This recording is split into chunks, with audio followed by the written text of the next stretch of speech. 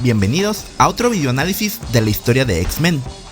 En este video tocará hablar de un cómic del que debía hablar en el video anterior, pero por cuestiones de tiempo decidí hacer un video aparte únicamente para este cómic.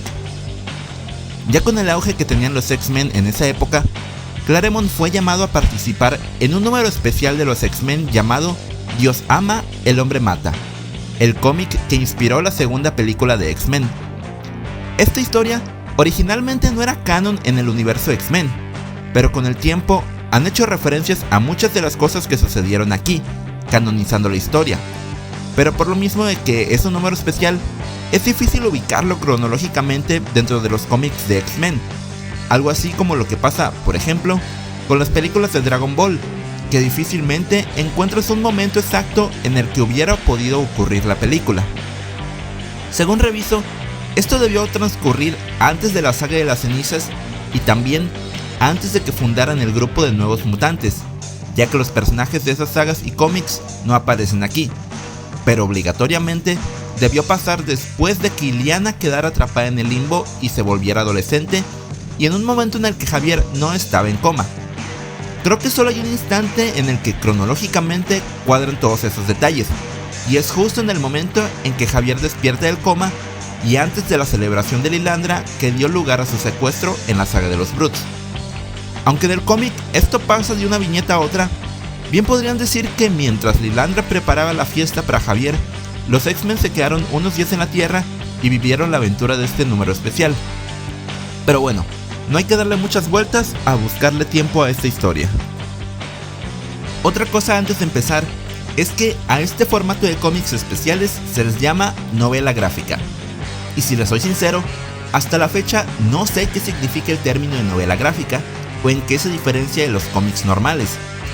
Hay quienes dicen que es solo un término de marketing para atrapar a un target adulto que no se quería sentir estigmatizado por comprar cómics, pues el término novela gráfica sonaba más maduro que cómics.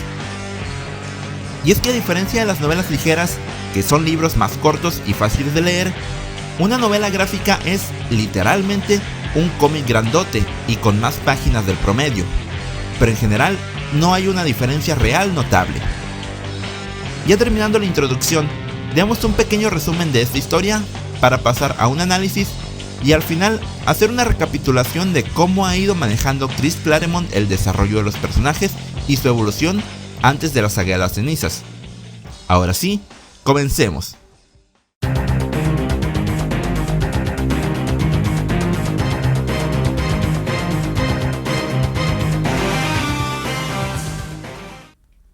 La historia empieza mostrando una escena cruel de un grupo llamado Purificadores, que durante la noche ejecutan a unos niños en el parque, presuntamente por ser mutantes, ya que la misión divina que este grupo cree tener es erradicar a los mutantes a los que consideran la impureza del mundo. Magneto llega al lugar, encuentra los cadáveres de los niños y jura vengar sus muertes de los humanos responsables. En otra escena se presenta al reverendo Stryker, un ex militar que fundó su propia iglesia evangélica para, según sus palabras, eliminar a los mutantes en nombre de Dios. Kitty tiene una discusión con un chico que es creyente de la iglesia de Stryker, y luego de resolver el problema, Kitty le reclama a su maestra, Miss Hunter, por defender al chico, alegando que se hubiera hecho lo mismo si el chico fuera seguidor de una secta antinegros. A pesar de que sus compañeros piensan que las palabras de Kitty fueron muy fuertes para su maestra, ella la entiende completamente y se siente arrepentida por no haberle defendido cuando tuvo que hacerlo.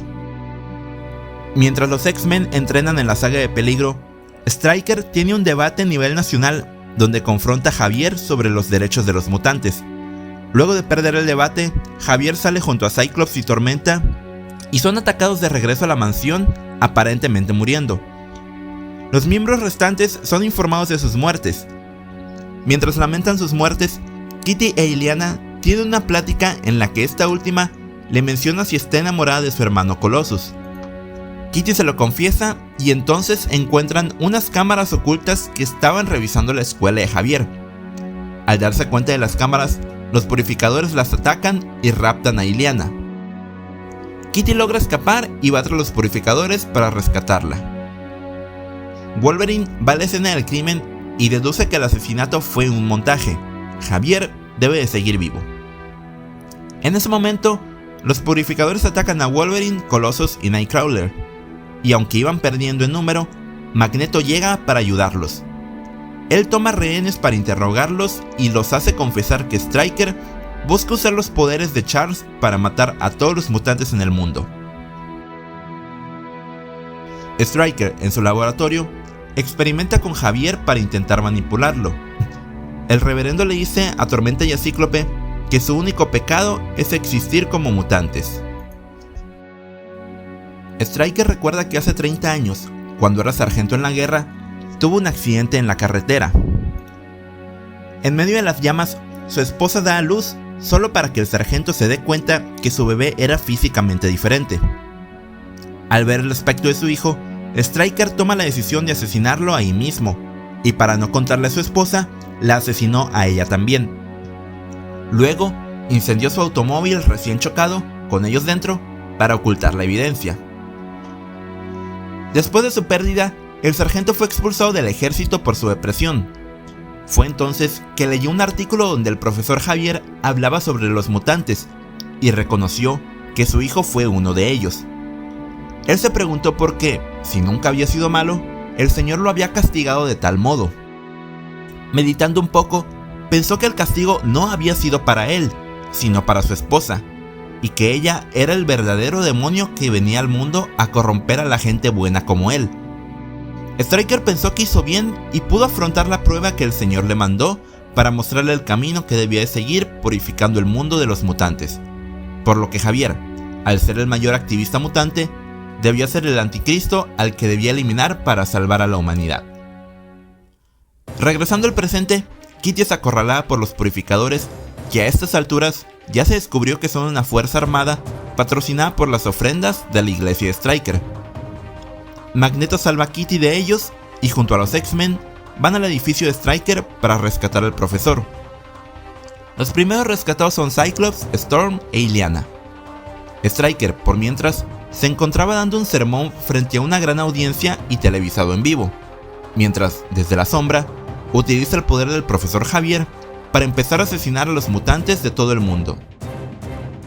Los X-Men intentan rescatar a Javier mientras Magneto confronta directamente a Stryker, pero cae peleando debido al poder del manipulado profesor Javier que afectaba a todos los mutantes que se encontraban cerca. Stryker descubre que su ayudante principal también es una mutante, aunque sin poderes visibles, y la asesina enfrente de todos para demostrar cómo se debe limpiar el mundo del pecado. Luego de liberar al profesor y detener el asesinato masivo de mutantes, los X-Men confrontan a Stryker en vivo, ocurriendo la clásica escena donde el reverendo cuestiona la humanidad de los mutantes apuntando a Kurt, que es el que físicamente menos humano parece. Stryker intenta dispararle a Kitty, pero un guardia de seguridad le dispara antes a Stryker para detener su locura. Todos en el escenario lucen confundidos y evacúan a toda la gente, dejando en libertad a los X-Men mientras Magneto huye del lugar. A pesar de que Stryker fue encarcelado y los purificadores se deshicieron, su mensaje ya está dado y esparcido entre la sociedad. Y ahora, los X-Men tendrán que luchar no solo contra grandes villanos, sino también contra el discurso de odio de los humanos por el resto de su vida. En el epílogo, en la mansión de Javier, después de la batalla, Magneto invita a Javier y a los X-Men a unirse a su causa. Javier titubea pensando en aceptar su oferta, pero Cyclops le reclama que recapacite su decisión, pues el fin nunca justificará los medios, y la ideología de unión y respeto por la que han luchado por tantos años no debe dejarse de lado de un día para otro por un momento malo. Magneto los llama locos y se retira, diciendo que espera poder volver a trabajar junto a ellos por el bien de los mutantes.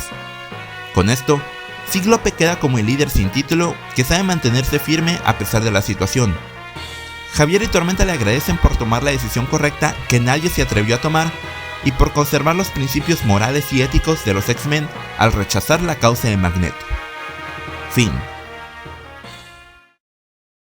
A todos los que están escuchando, ¡qué buena historia! Este cómic se puede considerar la cúspide literaria de los X-Men de Claremont. Una trama contada perfectamente de principio a fin, con personajes bien trabajados, una montaña rusa de emociones y una crítica social muy fuerte que hasta el día de hoy debe de seguirse gritando. Dios ama, el hombre mata es la analogía perfecta de la discriminación y el racismo que se ha vivido desde hace siglos, causada por el fanatismo y la ignorancia. Si quieren leer una buena historia de superhéroes con un mensaje social positivo y una narrativa de calidad, recomiendo ampliamente leer esta novela gráfica, pues esta es una lectura que nadie debe perderse. Ya saliendo un poco del resumen de este cómic, quiero tocar un punto importante. Desde que Claremont tomó las riendas, ha ido manejando la historia y los personajes a su gusto, y ha hecho un gran trabajo que se vio reflejado en esta historia fuera de la continuidad regular de los cómics. Así que, antes de hablar de la saga de las cenizas, quiero dar un repaso rápido a los cambios más importantes que considero que ha hecho en el desarrollo de los personajes. Esto era algo que iba a hacer en el video anterior, pero por cuestiones de tiempo, para no alargar tanto, decidí dejarlo para esta ocasión. Primero, empecemos por los 5 miembros originales. Iceman y Bestian siguen prácticamente igual, además no han aparecido mucho, pero sí se menciona de que Iceman sigue celoso de Havok por Polaris.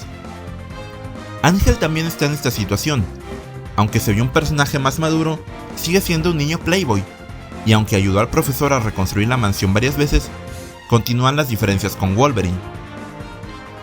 Jean definitivamente fue la que más desarrollo tuvo, pasando de ser la niña débil a una guerrera poderosa. Lamentablemente se corrompió y su historia tuvo que terminar como la damisela en peligro que no pudo ser salvada. Eso no es precisamente algo malo, de hecho fue muy buen trabajo, pero igual se lamenta perder a alguien tan fuerte. Cyclops también tuvo un cambio importante, pasando de ser un Boy Scout inmaduro a consolidarse como el líder por excelencia de los X-Men. Y aunque tuvo un bajón con la pérdida de Jean, un arco en el que Cyclops bajó mucho de calidad, logró superar la ausencia de ella y, a pesar de ya no ser el líder oficial, recuperó la personalidad que le da esa autoridad sobre el equipo, incluso pasando a veces por encima de Tormenta, quien lo respeta mucho. De los demás miembros, Havok y Polaris continúan su vida como una pareja feliz. Colossus sigue siendo el chico bueno del campo, pero ya empieza a tener desarrollo y momentos importantes al lado de su amada Kitty Pryde. Tormenta ha ido teniendo una progresión ligera con la que poco a poco deja de ser la niña inocente del grupo. Este cambio estuvo impulsado por supuesto como la nueva líder, pero tanto ella como Colossus son personajes que apenas están por vivir sus mejores historias. Kurt es el que ha pasado más desapercibido. Cuando se habló de Amanda Sefton, su amiga de la infancia y prácticamente su hermanastra, pasó muy desapercibido. Incluso me tuve que regresar varias veces a confirmar este dato, porque pensé que me había brincado algún cómic. No sé si se habló más de esto en otro número, pero hasta ahora, toda la historia del pasado de Kurt luce como un intento de cliffhanger que no termina de conectar. Ni lo de su madre adoptiva, que era una bruja, al igual que su amiga Amanda Sefton, ni el detalle de que Mystic reconoció su nombre cuando lucharon en la saga de Días del Futuro Pasado, además de hacer mención a su apariencia tan similar. Parece como si Claremont no supiera qué hacer con Kurt, y lo va llevando poco a poco junto a los demás miembros hasta que encuentre algo interesante que darle. Finalmente, Wolverine, que es el guerrero nato del grupo y al que resuelve la mayoría de los problemas, es el que ha tenido una construcción y evolución importante al pasar prácticamente de una bestia salvaje a un amigo que se preocupa por los demás miembros de su grupo. No hablaré del proceso de redención que está teniendo Magneto, pues ya lo comenté en el video del Fénix, y con Javier solo diré que sus alumnos luchan por su sueño mejor que él. Ya que terminé de desviarme en esta historia, ahora sí, finalmente continuaré con la saga de las cenizas. Creo que era sumamente importante hablar de esta novela gráfica antes de pasar al cómic siguiente, por varios detalles y cuestiones de cómo va cambiando el status quo mutante, y si hubiera sentido fuera de lugar si hablaba de esta historia después. Ya sin más que agregar, gracias por seguirme apoyando y los espero en el próximo video en el que veremos la presentación de Mother Emperor con los X-Men. Esto será todo por este video. Si tienen algún comentario diferente o alguna experiencia leyendo estos cómics, pueden comentarlo para hablar de ellos en futuros videos. También suscríbanse a nuestras redes sociales para seguir interactuando y compartiendo opiniones. Agradezco su atención y espero vernos pronto. Hasta la próxima.